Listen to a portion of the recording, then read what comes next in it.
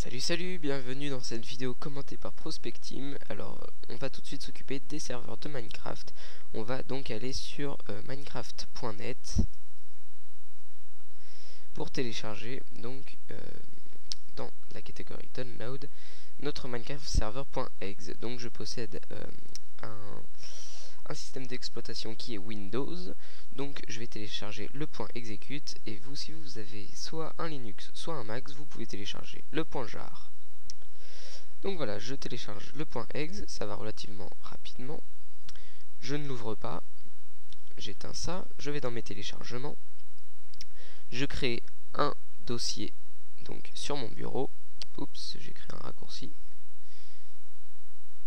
Donc je crée un dossier sur mon bureau, l'appelant comme je le souhaite, Minecraft S par exemple, et je glisse donc mon Minecraft serveur dans mon dossier. J'ouvre donc, hop, je lance, je déclique ça, j'exécute,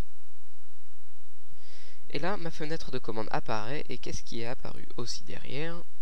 Plein de petits fichiers et un dossier comportant donc mon world qui est donc ma map, ma carte. Donc il y a donc plusieurs choses, donc soit pour bannir les players, soit pour interdire à certains ou accepter certains sur le serveur. C'est-à-dire, je mets son pseudo là, par exemple, moi, j'éteins ça, et voilà, j'ai quelqu'un dans ma waitlist. Donc pour l'instant, je suis le seul à pouvoir rentrer sur mon serveur. Sauf qu'il faut quand même que j'active quelque chose dans mon fichier serveur, pardon. Fichier propriété plutôt. Donc là, ça va se passer à la dernière ligne qui s'appelle la waitlist, donc qui est sur false. Moi, je vais l'activer sur true pour que je puisse être le seul à aller sur mon serveur. Ok, ça sert à rien, c'est juste pour l'exemple. Il y a aussi donc le level name. Si je change donc le nom de ce dossier, je dois aussi le changer ici pour que ça marche. Ça c'est pour que le spawn monster, pour que les monstres puissent arriver donc sur mon serveur, plutôt pour qu'ils puissent apparaître sur le serveur.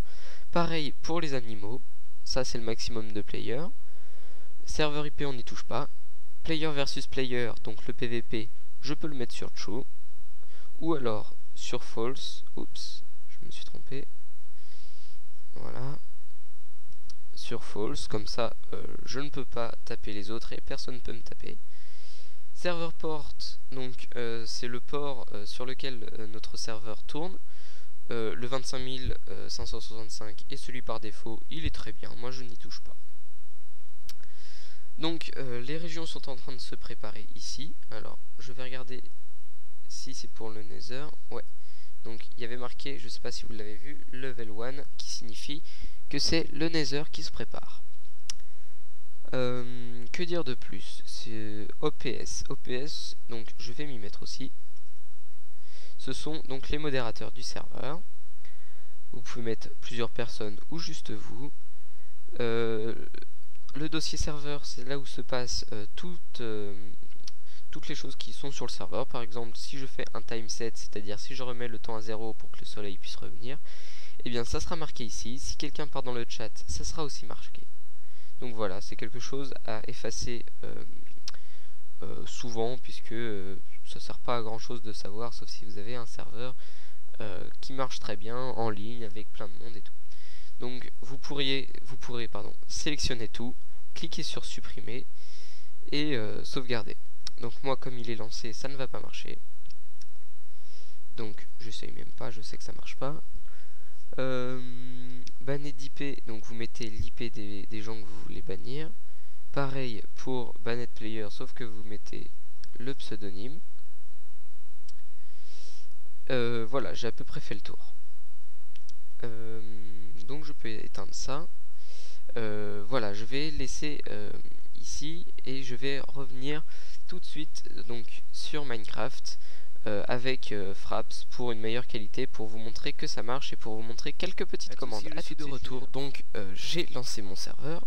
Zut, qui vient de se fermer, donc ça c'est vraiment ballot. Donc voilà, là j'ai un message d'erreur qui vient d'apparaître. Alors on va pas lire ce qui a marqué, je ne comprends absolument rien. Ce qu'on va faire, c'est qu'on va le supprimer. pas déranger notre serveur et on va le relancer.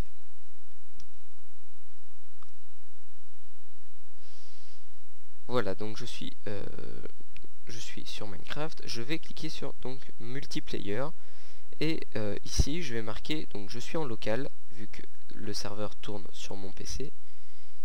Ça c'est pas cool. Qu'est-ce qui se passe avec mon serveur? C'est bon. Donc je suis en local, donc je vais cliquer sur, taper local et host. Voilà, ça signifie que le serveur tourne chez moi et donc qu'il n'y a pas besoin de taper d'IP. On va se connecter, donc ça fait logging in. Voilà, downloading torrent.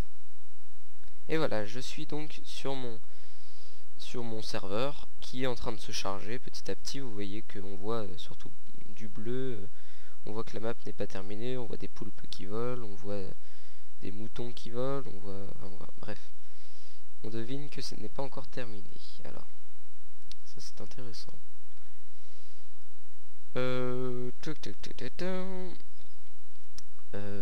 Donc on a ça.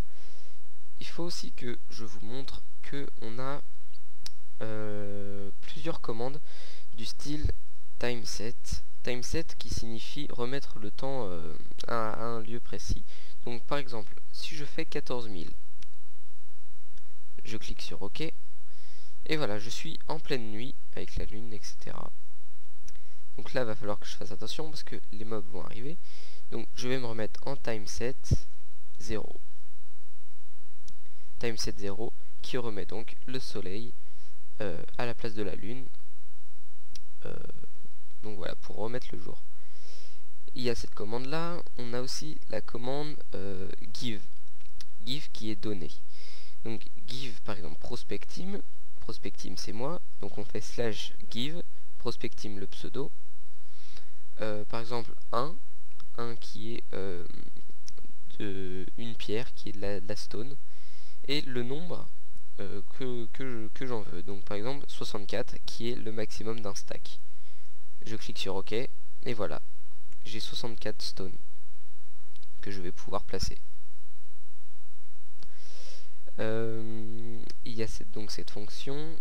Vous pouvez avoir, je vais vous en mettre une en lien de la vidéo. Ça sera un lien vers une image pour pouvoir avoir donc les pierres, enfin les cubes que l'on souhaite avoir. Donc il y a cette fonction là. Il y a aussi la fonction kick avec par exemple le pseudonyme. Je ne sais pas si je peux moto-kick prospectim par exemple. Kick, voilà, je me suis kické tout seul. Donc kicked by admin. Je vais retourner sur mon truc. On peut aussi faire, au lieu de kicked, on peut faire ban. Exactement pareil, prospectim. Voilà, banned by admin. Par contre là je vais devoir me déban. Donc je vais sur ma console, je fais pardon prospectim. Pardoning prospectim. Logiquement je peux revenir. Voilà. Qu'est-ce qu'il peut y avoir d'autre sinon? Attendez, je regarde. Donc il y a bien sûr la fonction tel /tel, par exemple prospectim coucou. Voilà, donc prospectim a dit à prospectim coucou. Voilà, tout simplement. Il y a quoi d'autre? Pour pouvoir sauvegarder, on va faire /save all, forcing save completed. Il y a aussi la fonction up et dehop, c'est-à-dire up prospectim, je suis up, donc je suis modérateur. Il y a aussi la fonction dehop prospectim, voilà, you are no longer up. Donc voilà, il y a ces fonctions là. Pardon IP, bien sûr. Ouais, il y a le pardon et le pardon IP, il y a le ban IP donc. Il y a aussi, donc, si on est plusieurs sur le serveur, /TP, c'est-à-dire teleportation, prospectim à quelqu'un d'autre, prospecting. Donc là je me téléporte à moi-même, logiquement ça ne bouge pas. Et voilà, donc c'était notre petite option du serveur. Donc je vais revenir tout de suite avec mon petit cam studio pour vous montrer comment donner son IP à quelqu'un d'autre. De retour pour vous expliquer comment on donne donc son IP à une personne pour qu'il puisse vous rejoindre sur votre serveur privé. Alors on va se diriger vers Google et on va taper juste deux lettres qui sont IP. Voilà. Le premier site est parfait, monip.com. Il vous donne donc votre adresse IP. Pour moi c'est 84.5.252.17. Donc je copie cela. Hop. Je lance donc mon Minecraft. Je me log. Peut-être encore un petit bug. Bon, je vais essayer de faire vite avant que ma vidéo dépasse les 15 minutes et que je ne puisse pas la poser sur YouTube, ça serait vraiment ennuyeux. Donc voilà, j'aurais dû lancer Minecraft avant. Donc on a donc son IP ici. Si vous êtes en local, ça veut dire que si vous avez deux ordinateurs chez vous, vous cliquez ici pour obtenir votre IP local.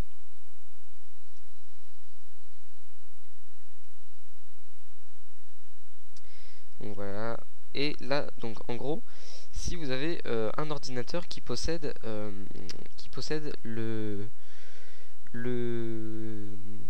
bazar, c'est-à-dire le serveur. Si vous avez votre ordinateur qui possède le serveur, vous allez donc dans multiplayer. Bon, ça m'énerve. Vous allez dans multiplayer, vous tapez localhost.